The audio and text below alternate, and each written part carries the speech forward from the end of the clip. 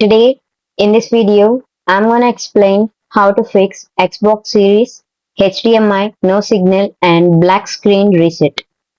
Confirm Xbox and TV are on. Check the input is plugged into the correct HDMI port. Then the HDMI is fully plugged or not.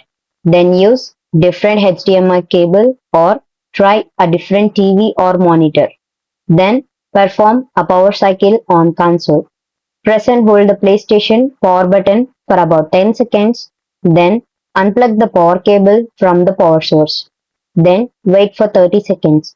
Then plug the cable and turn on the PlayStation. By following these steps, you can fix Xbox Series, HDMI no signal, and black screen reset. This video helped you out, please leave a like and comment down below. If this worked for you, thanks for watching.